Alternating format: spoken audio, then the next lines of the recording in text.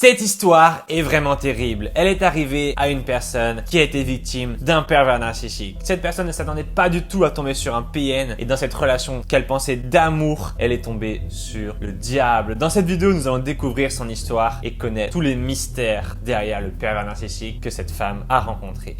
On appelle pervers narcissique une personne qui, de par un comportement toxique, nuit consciemment ou non à la santé mentale et physique de l'autre. Son but ultime est d'exercer une emprise sur sa victime. La seule solution est le départ. Entre violence psychologique et violence physique, la relation avec un PN est destructrice et peut engendrer de graves traumatismes. On peut retrouver les pervers narcissiques partout, au travail, en amitié, en famille et le plus souvent dans les relations de couple. C'est le cas de Leila qui nous raconte l'enfer de sa situation. Quand j'ai rencontré Benoît, j'avais 23 ans et j'étais pleine de vie. Une fille solaire qui riait sans arrêt. Je me souviens m'être dit qu'il avait tout d'un prince charmant. Dès le premier rendez-vous, il m'a offert des macarons. Je me suis lancé dans cette histoire naïvement. Tout de suite, Benoît a sorti son jeu. Il se la jouait comme un roi. Il m'enveloppait de son charme fou, son visage angélique et sa chaleur. J'étais loin d'imaginer sa véritable froideur. Trop rapidement, Benoît veut s'installer. Chaque jour un peu plus, je me sentais étouffé. Monsieur ne voulait plus me lâcher, mais il le répétait sans cesse. Il voulait juste m'aimer. Et lorsque je tentais un peu de m'éloigner pour respirer, il jouait le grand blessé, me laissant penser qu'un jour enfin, je serais digne de son amour. Les mois passaient, je me livrais bientôt, il me connaîtrait sur le bout des doigts. Au début, il avait l'air sensible. Je pensais devoir peser tous mes mots pour ne pas blesser son ego. Après tout, chacun ses défauts. D'abord adorable, puis susceptible et exécrable. Moi qui aimais tant rire, je n'en avais plus la liberté, de peur de le braquer. Il alternait entre fusion et destruction. Benoît pouvait bouder pendant des heures si par malheur je n'avais pas répondu correctement, fait une blague de mauvais goût ou encore mal nettoyé ses effets personnels. Il mesurait parfois même mon amour pour lui à la quantité de poussière oubliée sur sa console de jeu. C'était surréaliste, c'était pervers, c'était narcissique. Doucement, insidieusement, il a pris la place du chef. Il dirigeait, je pliais. Pour ne pas le contrarier, je disais oui. Oui, je patientais même pendant ces longs silences. Quand je parvenais enfin à le faire parler, Benoît savait renverser la vapeur, m'accabler et me désigner coupable de tous ses maux. C'est ainsi qu'il gagnait en me désarçonnant. J'étais à bout. Après la pluie, vient le beau temps. Hélas, pour moi, cela ne durait jamais assez. Je ne comprenais pas. Il usait avec adresse d'un mécanisme alternant tous mes sens. Une claque, une caresse, ce genre de relation basée sur les rapports de force, je n'en avais jamais voulu. Benoît était le plus souriant et sympathique des amants.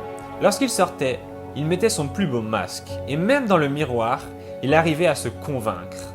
C'était moi le problème. Moi qui le rendais comme ça. Ma réputation de fille de caractère m'a porté préjudice. Qui voudrait croire qu'une femme aussi forte et explosive que moi serait la victime d'un bourreau? En vérité, il avait peur de moi, de ma force, de mon assurance. Lui, plus que tout autre, masquait son manque de confiance en me rabaissant toujours plus bas. Pour nos amis, il était la perfection incarnée, le calme, la sagesse, l'humour. Dans l'intimité, fatigué d'avoir tenu un rôle face aux autres, il redevenait lui-même. Le masque finissait toujours par tomber et le pervers se montrait. Et chaque nuit, après m'avoir utilisé comme un jouet, avec grâce, il me critiquait insidieusement. De longs mois sont passés. Je n'avais plus aucune estime de moi-même. Sournoisement, il m'avait mordu jusqu'au sang. Son venin s'était propagé en moi et l'épuisement de tant de manipulations avait pris le dessus sur ma raison. Dans mes nuits d'insomnie, les phrases de mon roi tournaient en rond. « Tu es grosse, tu n'es pas magnifique. » Pourtant, j'étais si maigre qu'on pouvait même apercevoir ma colonne vertébrale. Il avait réussi à modifier ma propre perception. Nuit et jour, le roi Benoît était insupportable. Sa langue se déliait et ses mots étaient en feu. Il se délectait à me faire souffrir et à me voir m'éteindre.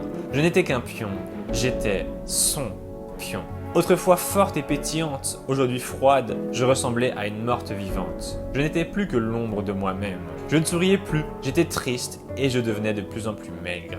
L'inquiétude de mes proches n'y faisait rien. Je ne voulais plus rester, mais partir m'était impossible. J'avais peur. Que ferais-je sans lui? Les mois passaient, il y avait des instants moins sombres. Benoît caressait et claquait, au sens figuré d'abord, puis au sens propre.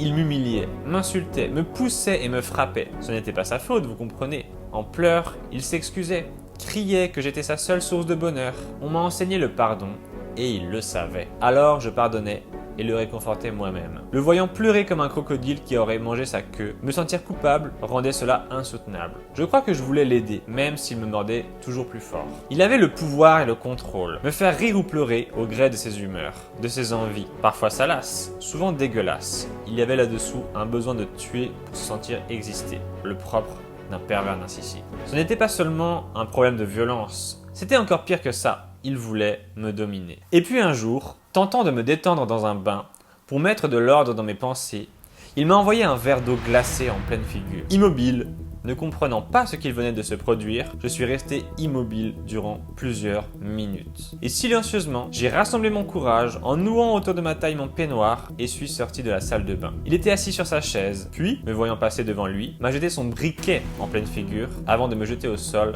pour me passer à tabac. En boule, par terre, protégeant mon visage, je ne suppliais pas. Il restait silencieux, robotisé, continuant sa crise de folie, exécutant des gestes presque machinalement. Son regard pervers m'avait glacé le sang. En pleine conscience, les secondes paraissaient des heures. J'ai laissé les choses se faire, décidant et me jurant que ce serait la dernière. Je suis parti, j'ai tout quitté et j'ai enfin respiré. C'était il y a 2 ans, le jour où, profitant de son absence, je suis parti. J'ai décidé de sauver ma peau, luttant pour ne plus être sa chose. Aujourd'hui, j'ai réappris à vivre, même si j'avoue que je ne comprends pas encore comment j'ai pu m'infliger ça. La culpabilité est un sentiment qui m'a longtemps empêché de me rendre disponible à l'amour, car j'étais terrorisé de vivre cela une fois encore. Avec l'aide de mes proches et d'un thérapeute, j'ai pris mon temps et j'ai compris pourquoi ce monstre m'avait choisi. Aujourd'hui, je suis libéré de cette emprise. J'aime et je vis.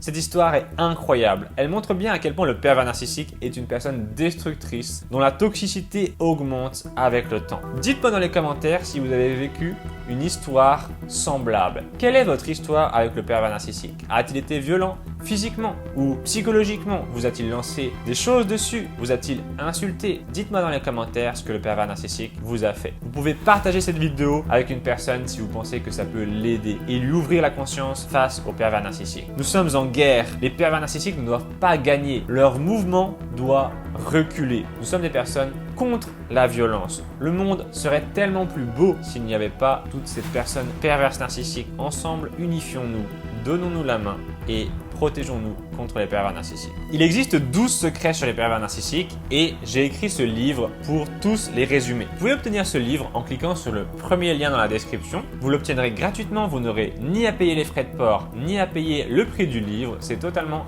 gratuit et vous aurez en plus des bonus, une carte de membre de la team en rang diamant. La team, c'est notre communauté sur YouTube face aux pervers narcissiques. Vous aurez aussi du chocolat. Vous avez le choix entre nougat et crème brûlée. Vous devez choisir.